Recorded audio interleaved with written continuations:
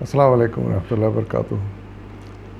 آج کل ہم مطالعہ کر رہے ہیں ایک مضمون کا جو حضرت ابوبکر صدیق سے متعلق ہے، ان کی حیات سے متعلق ہے، اور یہ مضمون میں نے منتخب کیا ہے۔ کتاب کا نام ہے تاریخ اسلام، اور اس کے مصنف ہیں ڈاکٹر حمید الدین۔ کل میں نے اس کی ایک قسط پیش کی تھی، دوسری قسط کا آغاز کرتے ہیں۔ بسم اللہ الرحمن الرحیم۔ قبائل میں شورش اور ارتداد کا آغاز خلافت میں حضرت ابوبکر صدیق رضی اللہ عنہ کو کئی ایک مشکلات اور حوادث کا سامنا کرنا پڑا۔ ایک طرف جھوٹے مدعیان نبوت تھے، دوسری طرف مرتدین اسلام اور منکرین زکوٰۃ نے شورش برپا کر رکھی تھی، لیکن آپ کی تدبیر اور مستقل مزاجی نے ایک کے بعد دیگرے ان پر قابو پا لیا۔ یعنی جس وقت آپ نے خلافت سنبھالی حضور صلی اللہ علیہ وسلم کے انتقال کے بعد، جس کی تفصیل پچھلی قسط میں آئی، اس کے بعد اس وقت بڑے ہی یعنی اس کے بعد شورشوں کا اور اختلافات کا، سازشوں کا آغاز شروع ہو گیا، اور اس میں جو مخالفین مرتدین بھی تھے، جو اسلام سے مرتد ہو رہے تھے، اسلام سے ہٹ رہے تھے، اور دوسری طرف ایک اور گروپ تھا جو اسلام پہ تو قائم تھا، کہتا تھا ہم مسلمان ہیں، لیکن زکوٰۃ دینے سے انکار کر رہا تھا، کہتا تھا کہ ہم زکوٰۃ نہیں دیں گے۔ تو یہ دو بڑے گروہ تھے جن سے حضرت ابوبکر صدیق کا سابقہ تھا، اور ان سے نمٹنا تھا ان کو۔ حضرت صلی اللہ علیہ وسلم کی زندگی ہی میں چند جھوٹے مدعیان نبوت پیدا ہو گئے تھے، جنہوں نے اکثر نو مسلم قبائل کو اپنے زیر اثر کر لیا تھا۔ حضرت ابوبکر صدیق کے زمانے میں اس فتنے کو زیادہ فروغ حاصل ہوا۔ مسلمہ کذاب، اسود عنسی، طلحہ بن خویلد وغیرہ کئی لوگوں نے نبی ہونے کا دعویٰ کیا۔ مرد تو مرد، عورتوں کے دماغ میں بھی یہ سودا سما گیا۔ چنانچہ قبیلے بنی تمیم کی ایک عورت سجاہ نے اپنی نبوت کا اعلان کر دیا، اور مسلمہ کذاب سے شادی کر کے پیرووں کی تعداد بہت زیادہ بڑھا لی۔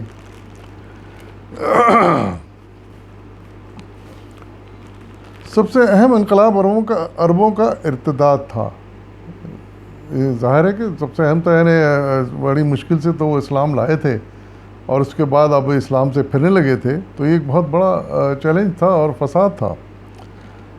نجد اور یمن کے باشندے اور بعض دوسرے صحرائی قبیلے اگرچہ اسلام لا چکے تھے، مگر ان میں حقیقی اسلامی روح ابھی تک پیدا نہیں ہوئی تھی، اور نہ اب تک دین الہی دلوں میں راسخ ہوا تھا۔ اس لیے حضرت صلی اللہ علیہ وسلم کے وصال کے بعد ان میں سے اکثر اسلام سے منحرف ہو گئے، یعنی مرتد ہو گئے۔ بعض دوسروں نے اسلامی فرائض سے سبکدوشی حاصل کرنے کی ٹھان لی۔ سب سے زیادہ گراں چیز زکوٰۃ کی ادائیگی تھی، کیونکہ اس سے مال و دولت میں کمی ہوتی تھی۔ چنانچہ ان قبائل نے زکوٰۃ دینے سے صریح انکار کر دیا، اور اپنے نمائندے اور دربار خلافت میں بھیجے کہ وہاں سے زکوٰۃ کی معافی کا فرمان لے کر آئیں۔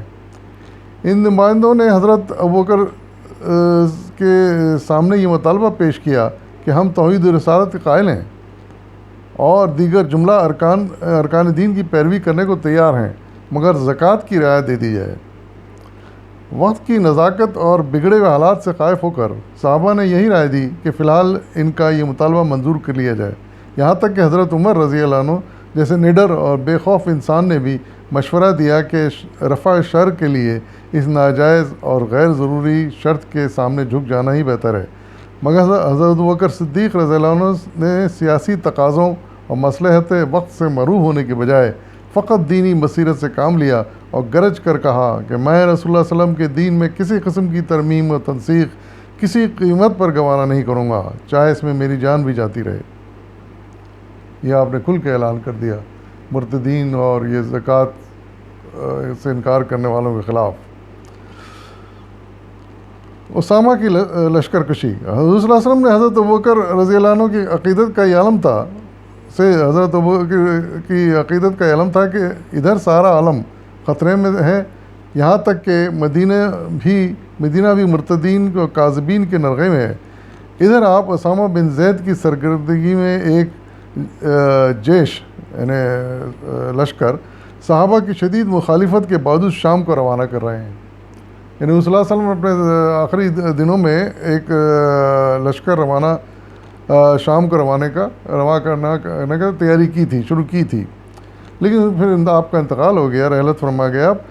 تو حضور صلی اللہ علیہ وسلم نے آخری علالت کے دوران میں اپنے آزاد کردہ غلام زید بن حارثہ کے قتل کا قصاص لینے کے لیے مجاہدین کی ایک فوج تیار کی تھی، جس کا سپہ سالار زید کے 17 سالہ بیٹے اسامہ کو بنایا تھا۔ حضرت صلی اللہ علیہ وسلم کی علالت اور وفات کے بعد یہ لشکر رک گیا۔ حضرت ابوبکر صدیق خلیفہ منتخب ہوئے تو اس لشکر کو رہائی کا حکم دے دیا۔ حالات سخت نامساعد تھے، ہر طرف سے اقدام کی سخت مخالفت ہوئی، مگر حضرت ابوبکر صدیق رضی اللہ عنہ نے گوارا نہ کیا کہ رسول اللہ علیہ وسلم کے اس حکم کی تعمیل کو ملتوی کر دیا جائے۔ چنانچہ اسامہ شام کی مہم پر روانہ کر دیے گئے۔ جیش اسامہ کی روانگی کے بعد دارالحکومت چونکہ قریب مجاہدین سے خالی ہو چکا تھا، اس لیے مرتد اور باغی قبائل نے مدینہ کے نواح میں اکٹھا ہونا شروع کر دیا، جس کے بعد شہر کو سخت خطرہ لاحق ہو گیا۔ حضرت بکر نے بڑی تندہی سے دارالخلافہ کی حفاظت کا انتظام کیا۔ شہر میں داخل ہونے والے تمام اہم راستوں اور ناکوں پر حفاظتی چوکیاں بٹھائیں اور تمام باشندوں کو بروقت خبردار رہنے کی ہدایت کی۔ جب تک اسامہ کا لشکر واپس نہ آیا، یعنی شام سے واپس نہ آیا، حضرت بکر رضی اللہ عنہ نے مرتدین اور منکرین زکوٰۃ کے خلاف کوئی مؤثر اقدام نہ اٹھایا۔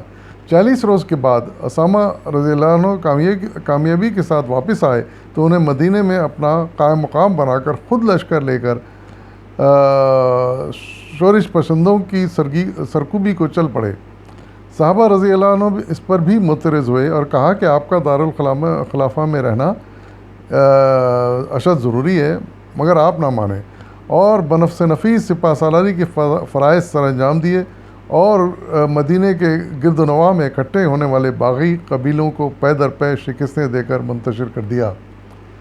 یعنی آپ اکیلے لشکر لے کر نکلے اور ان تمام باغیوں کو جو گھیرا ڈال رہے تھے مدینہ کے گرد، سب کو شکست فاش دی اور منتشر کر دیا ان کو۔ مدینہ سے 12 میل کے فاصلے پر مقام ذوالقصہ میں قیام فرمایا، فوج کو 11 حصوں میں تقسیم کیا، ہر دستے کا ایک سالار مقرر کیا اور انہیں مختلف اطراف میں دشمنوں کا مقابلہ کرنے کے لیے بھیجا۔ یہ تدبیر آپ نے ان سے نمٹنے کی اختیار کی تھی۔ مدعیان نبوت کا استحصال۔ بنی اسد کے سردار طلحہ نے نبوت کا دعویٰ کر رکھا تھا اور اپنے قبیلے کے علاوہ بنی طے اور غطفان کو بھی گمراہ کر کے اپنا حلیف بنا لیا تھا۔ اس طرح اس کے پاس ایک انبوہ کثیر جمع ہو گیا۔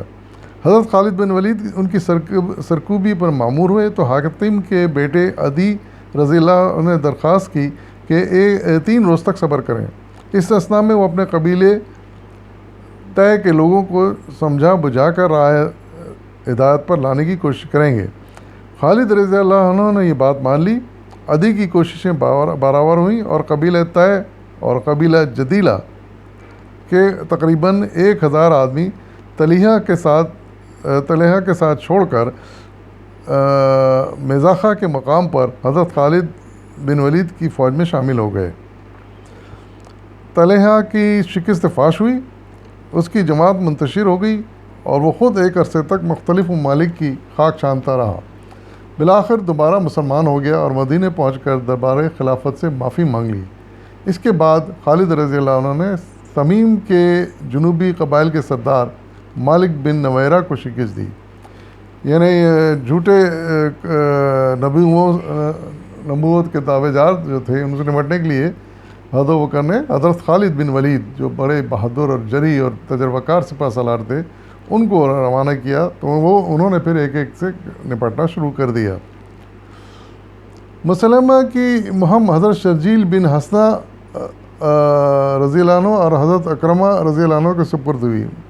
یہ مسلمہ کذاب بھی تھا ان میں سے، یعنی کئی جھوٹے دعوے دار نبوت پیدا ہو گئے تھے جو کچھ کے خلاف حضرت خالد بن ولید گئے، انہوں نے ان کی مہم سر کی، اور یہ مسلمہ کذاب جو تھا اس کی مہم حضرت شرجیل بن حسنہ اور حضرت اکرمہ رضی اللہ عنہ کے سپرد ہوئی۔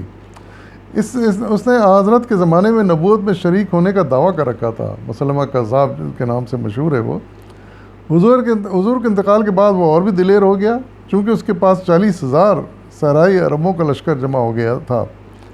اکرمہ کو حضرت صدیق رضی اللہ عنہ کی ہدایت تھی کہ جب تک شرجیل کا لشکر نہ پہنچ جائے مسلمہ کے مقابلے سے گریز کیا جائے، مگر انہوں نے شرجیلی فوج کا انتظار کیے بغیر بنی حنیفہ پر دعویٰ بول دیا اور زک اٹھائی، یعنی انہوں نے ان کے حکم کے باوجود بھی جلدی کی اور دعویٰ بول دیا منکرین نبوت کے اوپر اور نقصان اٹھایا۔ اس پر حضرت ابوبکر اکرمہ سے ناراض ہو گئے اور انہیں دارالخلافہ واپس بلا لیا۔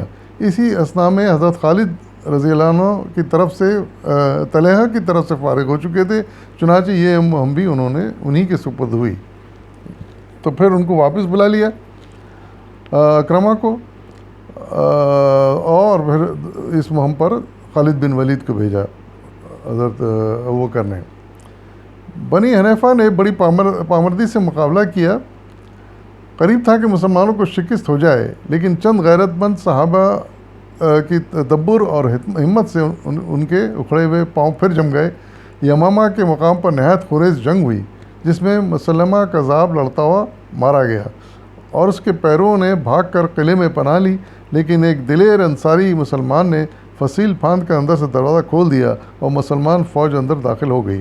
بالآخر دشمن کے کئی افراد نے حضرت خالد بن کے پاس آ کر صلاح کر لی اور ارتداد ترک کر کے دوبارہ اسلام کے حلقہ بگوش ہو گئے۔ کہا جاتا ہے کہ اس جنگ میں مسلمہ کے 21,000 لشکری کام آئے، تقریباً 1200 مسلمان شہید ہوئے، جن میں کئی حافظ قرآن اور صحابہ کبار بھی تھے۔ مسلمہ کی بیوی سجا، جو خود نبوت کا دعویٰ دار تھی، شوہر کے قتل کے بعد کہیں لاپتہ ہو گئی۔ تیسرا مدعی نبوت اسود انسی تھا۔ اس نے حضرت صلی اللہ علیہ وسلم کے عین حیات میں ہی شورش برپا کر رکھی تھی۔ اکثر دیہاتی اس کے مرید ہو گئے اور رفتہ رفتہ اتنا زور پکڑا کہ سارا یمن اس سے خوف کھانے لگا۔ یعنی یمن میں بھی ایک جھوٹا نبوت کا دعوے دار نکلا تھا جس کا نام تھا اسود انسی۔ حضور صلی اللہ علیہ وسلم نے قبیلے انبا کے سرداروں کو لکھا کہ وہ اس فتنے کا سدباب کریں، چنانچہ ان کا ایک آدمی فیروز نامی موقع پا کر رات کو اسود انسی کے مکان میں داخل ہو گیا اور اسے قتل کر ڈالا۔ جب صبح ہوئی تو اس نے اسی کے مکان کی چھت پر چڑھ کر اذان دی۔ اس طرح یہ شورش وقتی طور پر ختم ہو گئی۔ حضرت ابوبکر کے زمانے میں اسود نے یمنی پیروں کے پھر سر اٹھایا۔ مہاجرین نے بنو امیہ کو ان کا استحصال کرنے کے لیے مامور کیا گیا۔ انہوں نے شورش پسندوں کو شکست دے کر یمن میں امن بحال کر دیا۔ مرتدین اور منکرین زکوٰۃ کی تعدیب۔ مدعیان نبوت کی طرف سے اطمینان ہوا تو حضرت ابوبکر نے مرتدین اور منکرین زکوٰۃ کی طرف توجہ دی۔ مرتدین کا معاملہ تو بالکل صاف تھا، کیونکہ اسلام میں قتل مرتد جائز ہے۔ ویسے بھی بنی اسد، بنی تمیم اور بنی حنیفہ کا انجام دیکھ کر تمام باقی ماندہ باغی مرتد خوفزدہ ہو گئے تھے اور ان کی طاقت ٹوٹ چکی تھی۔ تھوڑی عرصے میں اسلامی لشکر کے مختلف دستوں نے بحرین، عمان، جپرا، حضرت موت اور کندہ کے مرتدین کا استحصال کر دیا، اور 1 سال سے زیادہ گزرنا نہ پایا تھا کہ سب قبائل پھر حلقہ بگوش اسلام ہو گئے۔ مگر منکرین زکوٰۃ کے خلاف تلوار اٹھانا البتہ متنازع فی مسئلہ تھا۔ صحابہ رضی اللہ عنہ کا کہنا تھا کہ جو لوگ توحید رسالت کا اقرار کریں ان پر ازروع شریعت تلوار نہیں اٹھائی جا سکتی، لیکن حضرت ابوبکر نے دینی بصیرت سے کام لیتے ہوئے کہا کہ ہر وہ شخص جو شریعت کے کسی رکن کے خلاف ورزی کو جائز کہے گا، میں اس کے خلاف جہاد کروں گا۔ چنانچہ نہایت مستعدی کے ساتھ منکرین زکوٰۃ کے خلافی مہمات بھیجیں اور ایک ایک کر کے سب سے مقررہ زکوٰۃ وصول کی۔ اس سختی اور استقامت کا اتنا اثر ہوا کہ بعض قبائل کے سرداروں نے خود آ کر بیت المال میں زکوٰۃ کی رقمیں جمع کرائیں۔ بعد میں سب صحابہ کو حضرت ابوبکر کے تدبر اور ثابت رائے کا قائل ہونا پڑا، کیونکہ اگر منکرین زکوٰۃ کے ساتھ رعایت برتی جاتی تو رفتہ رفتہ لوگ صوم صلات اور دیگر ارکان دین پر بھی منکری ہو سکتے تھے.